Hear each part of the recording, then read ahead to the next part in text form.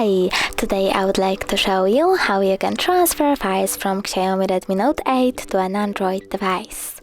Start by accessing Play Store on both of them and downloading an app called Send Anywhere.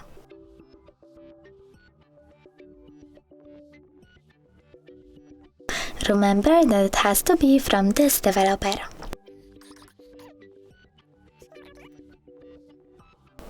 Choose I accept, click Confirm, Continue and Allow. After that, you need to go with Receive on Android and Send on XIAOMI. Then click on all of those kind of dots and select Send in order to send all of your files.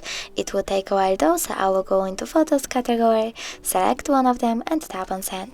Then click Got it. From here we have two ways to connect. You can input this key over here and tap on Receive or Scan QR code. If you want to scan it, click on this scanning icon over here, choose while using the app or only this time, and point your camera at the code.